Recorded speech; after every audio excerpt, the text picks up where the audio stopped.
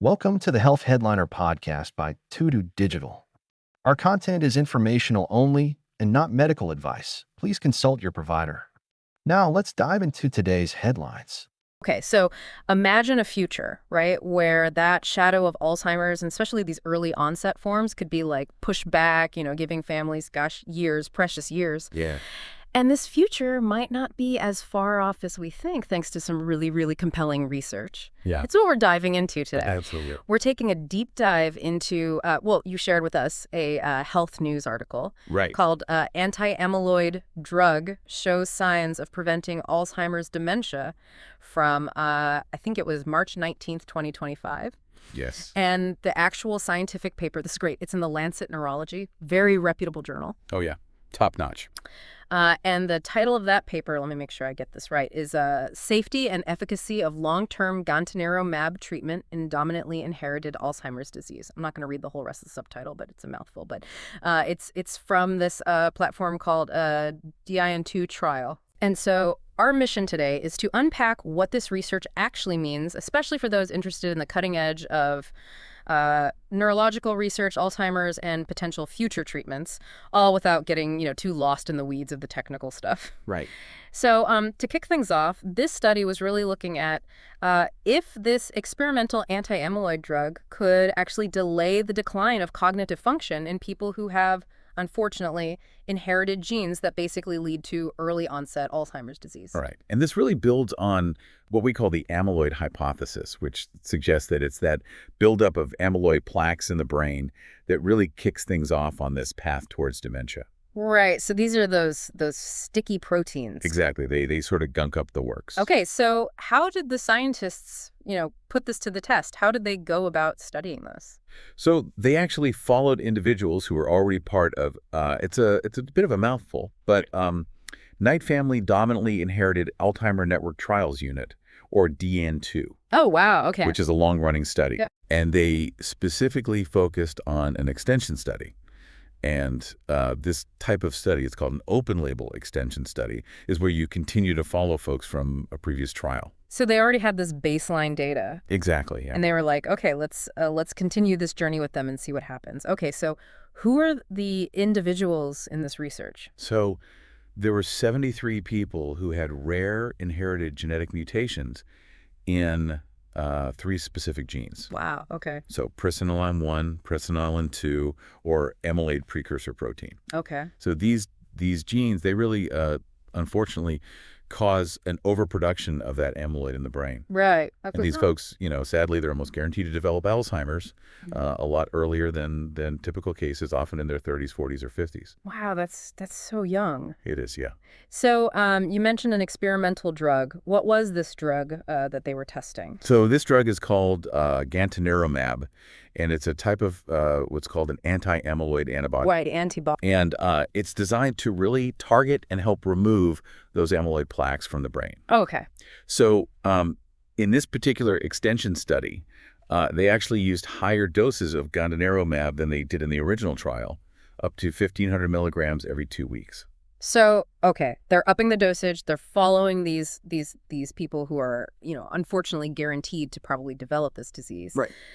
How did they, I know you mentioned open label, meaning that everyone got the drug, but how did they compare, apples to apples and say, okay, this is actually making a difference? Yeah, so since everyone got the drug in this phase to really understand its effects, they compared these folks to 2 other groups. Okay. So one group was the DIN observational study.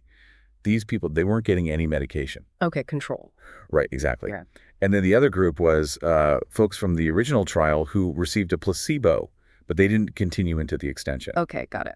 So by kind of looking at all these comparisons, they could try to piece together, is the drug doing something? Right. Interesting. Okay. So how long did this extension study go on for? Well, they had planned for it to last for 3 years, but unfortunately it got stopped early, mid-2023. Oh, okay. And the reason for this was because the drug's developer, they actually discontinued it for symptomatic Alzheimer's disease. Oh, wow. Yeah, based on the results of other trials. Okay. So even though it was stopped early, the average treatment duration at that point was still, decent, about 2.6 years. 2.6. Okay, so not quite the full 3 years. Not quite, no. And now I know that they focused on a specific subgroup, like a smaller group of participants, and these were the individuals who didn't have any cognitive problems at the start of the study. Right, exactly. Can you tell us a little bit more about that group and what the findings were for them? Yeah, so there were 22 people in this group, and these folks, they didn't have any cognitive issues when they started, and really importantly, they received the drug for the longest time, average of 8 years. Oh. If you include the time from both the original trial and the extension. 8 years, that's a significant amount of time. It is, yeah. And the results were, quite interesting. Okay. They found a pretty clear trend in this group. Okay. The treatment seemed to cut their risk of developing symptoms from, well, basically 100% because of their genes, down to around 50%. Wow. And that 50%, that's taking into account both how many actually ended up showing symptoms and also, importantly, when those symptoms showed up compared to when they were expected. Right. So, we're talking about the possibility that early long-term treatment, and I'm talking years before symptoms even appear, could potentially cut the risk of developing this really tough disease in half. So in this group that received it for 8 years, they're saying there's a 50% less chance that they're going to develop it based on the average time they should have gotten it, statistically, and based on how many people actually got it. Exactly. That's amazing. It is, yeah. And what about those who received the drug for, the shorter duration? Yeah, so for the group that only got it during that 2 to 3 year extension, Right. the researchers didn't actually see any big effects on their cognitive function yet. Okay. And that's really key because it suggests that maybe it's not just about getting the drug. Right. It's about how long you get it for, and maybe more importantly, starting it way before you actually show any signs. So this is like a preventative measure, potentially. Potentially, yeah. Okay, that's fascinating. So aside from, that big finding, what other insights did this study offer about how the drug was actually working in the brain? So they actually showed that the drug was pretty good at getting rid of the amyloid plaques in the brain, and how much it got rid of actually depended on the dosage. Okay. So higher doses meant more amyloid cleared out. So it does what it's supposed to do. Seems like it, yeah. They also did some analysis of biomarkers, and these are like, signals in the cerebrospinal fluid, which is the fluid that kind of bathes the brain and spinal cord. Okay. And they found some pretty big improvements in the markers that are linked to both amyloid and another protein called tau. Okay. And these markers were actually shifting closer to what's considered normal. Okay. So it seems like the drug was doing its job, targeting that amyloid. So if we back up for a second, and I know it can get a little complex, but amyloid, we said these are the sticky proteins that cause basically the plaques. Right, the plaques. And then we have tau, which is Tau is another protein. Okay. But instead of forming plaques, it forms tangles inside the neurons, the brain cells. So, and this is simplified, but we're saying amyloid, early stages, is a hypothesis that it's causing, starting the cascade of events that lead to Alzheimer's. That's the idea. And then we're looking at tau as a potential downstream effect of that amyloid cascade. Right. Okay, so we're seeing in the cerebrospinal fluid, the markers are actually normalizing for tau, but what about like those actual tau tangles? Like, did they see any effect of the drug on those directly in the brain tissue? Yeah, that's an important question. Right. And it's a bit of a mixed bag there. Okay. So while they saw those improvements in the fluid markers for tau, the drug didn't really show a big impact on tau when they looked directly at the brain tissue using a special kind of imaging called positron emission tomography, or PE scans. So they're seeing the downstream effects improving, but not necessarily the upstream cause of that. Right. And keep in mind, this was in the overall group, not just that smaller group that we talked about earlier. Right. Okay. So it's possible maybe in that group there was some impact, but more research definitely needs to be done. For sure. Okay. All right. So let's zoom out a little bit. What are the big implications of these findings? For our understanding and even potential treatment of Alzheimer's, this is pretty big. It is, yeah. So first of all, I think these findings really bolster the amyloid hypothesis. Okay. The idea that amyloid is a key player in this whole process. Right. It's not just some random thing happening. Exactly. And the fact that, jumping in early and targeting amyloid seems to delay symptoms, Right. that really strengthens the idea that it's an early step that we can potentially interrupt. So we're talking about prevention, potentially. Yeah, and that's really exciting. It is, yeah. Because for the first time, we're seeing hints from a clinical trial that, intervening years before symptoms even show up, targeting that amyloid could actually push back the development of dementia. Amazing. And that could mean, more years, healthy years for people who are at risk. Years that, families could really need. Absolutely. And then the other thing is the timing, right? Yeah. The difference between the people who got the drug for a long time and those who only got it for a short time. Right. That really emphasizes, it seems like, the importance of both how long you treat and when you start. For sure. Yeah. The contrast between those groups, it suggests that duration matters. Yeah. And starting early, like way early before symptoms, that's probably crucial for actually preventing things from taking hold. Okay, so we've been talking about a very specific inherited early onset form of Alzheimer's. Right. And I think, it's important for us to remember that most people who develop Alzheimer's, they don't have these rare genetic mutations. Right. So what does this all mean for the more common, the later onset forms of the disease? That's the million-dollar question. Right, it is, yeah. And even though this research was focused on a rare form, the researchers, like Dr. Randall J. Bateman, who led the study, and Dr. Maria C. Carrillo from the Alzheimer's Association, they're actually quite optimistic that what they're learning here could have implications for all types of Alzheimer's. Wow, okay. Because the underlying process, that buildup of amyloid, it seems to be similar in both early onset and late onset. So it all starts with that. It seems like it, yeah. And so what they're learning here potentially Could be applicable, yeah. applicable to everyone almost. Potentially, yeah.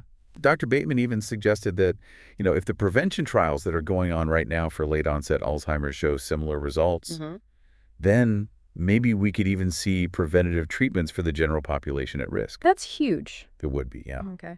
No, I know we always have to be mindful that, every study has its limitations, and this one is no different. Of course, yeah. So what were some of the limitations that we should consider when we're, interpreting these findings? So first off, we have to remember that the extension study, it was open label. Everyone got the drug. Right. So even though they compared those folks to other groups, it's not as solid as having a placebo group within the study itself. Right. So we can't be 100% certain that all the effects they saw were just because of the drug. Okay. Another thing is the study got stopped early, as we talked about. Right. So most participants didn't get the full 3 years of high-dose treatment. Okay. So we don't really know the full long-term impact yet. Okay. And then another point is the sample size. Okay. Particularly in that group that got the drug for 8 years, there were only 22 people. Right. Which, it makes sense because these mutations are so rare. Right. But it does make it harder to be really confident in the results. Right. So they need to replicate this with a larger group. Exactly, yeah. And of course, it's focusing on genetic forms of the disease. So Right. we can't just automatically assume that it applies to, everyone. For sure. Okay. And one last thing I remember reading was that the researchers themselves, they even mentioned some uncertainty about the statistical significance of the findings. Yeah, so even though that 50% risk reduction is, super interesting clinically, they were careful to point out that statistically, it's still a bit uncertain. Okay. So longer studies are really needed to confirm these findings, and the actual size of the effect, it could change as they keep following these people. Right, right. Okay. So promising, but definitely more work needs to be done. I'm curious, what did the experts who were actually involved in this research, what did they have to say about these results? So Dr. Bateman, who, was the director of the study, Right. he emphasized that, it might actually be possible to delay Alzheimer's symptoms. Wow. And that could mean, more years of healthy life for people. He was really optimistic. He thinks this could be the first real clinical evidence that we can actually prevent this disease. Wow. And he also pointed out that they've seen similar results in late-onset Alzheimer's trials, which is encouraging. That is, okay, that's huge. And what about the Alzheimer's Association? What was their take on all this? Yeah, so Dr. Carrillo from the association, she called these findings exciting and preliminary. Okay. But she said they, hint very clearly that lowering amyloid could play a big role in prevention. Okay. And she also said that the association is, really looking forward to more research to build on these findings. Okay. They're calling it groundbreaking and unprecedented. Wow. And they're putting a lot of resources into this area. Okay. She believes that, discoveries like this show just how important it is to keep pushing forward with Alzheimer's research. Right, and for all kinds of dementia. Exactly. Okay, so what's next? What are the next steps in this whole research area? What are they doing now? So the researchers, through that DIAN-TU group, Okay. they've actually started a new trial. Okay. It's called the amyloid removal trial. Okay. And they're going to keep following this same group of people to see if they be protected from Alzheimer's over the long haul. Okay. So, they're really committed to figuring out the long-term effects of this early treatment. Okay. And yeah, overall, despite those limitations we talked about, there's a sense of, I'd say, cautious optimism in the field. Okay. It seems like it might actually be possible to change the course of this disease by targeting amyloid early on. Okay. And the results from the prevention trials that are going on for sporadic Alzheimer's, the kind most people get, Right. those are going to be super important for figuring out how we approach prevention in the future. Okay, so we've covered a lot of ground today. We have, yeah. But it's been fascinating. I mean, this research, offers, I think, a real glimmer of hope. I think so too. And thinking about this, I have a question for, our listeners. If we can actually delay Alzheimer's by, intervening decades before symptoms show up, how does that change how we think about brain health and aging in general? That's a great question. What could be possible if we can preserve those crucial early years for people and their families facing this disease? Something to ponder for sure. It is.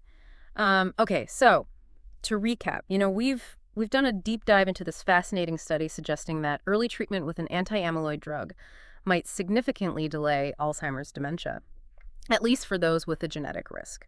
Right. And, some of the key things we've learned are the potential importance of long-term treatment that starts before symptoms even appear. Right. And how much this seems to support that amyloid hypothesis. Exactly. And of course, always important to remember those limitations we discussed. Right. And that more research is needed in all forms of Alzheimer's. Yeah. So, listeners, stay tuned. Keep an eye out for updates from the DIAN-TU, from other research initiatives. You can find more information about the trial itself on the website that was mentioned in that news article we talked about at the beginning. And, we'd love to hear your thoughts. What questions does this raise for you? Does it make you hopeful? Yeah, keep the conversation going. Explore this topic. Learn more. Thanks for joining us for this deep dive. Thanks for having me. Thanks for tuning in to the Health Headliner podcast by To-Do Digital. Like and subscribe for more health news and breakthroughs. Stay healthy and informed. See you next time.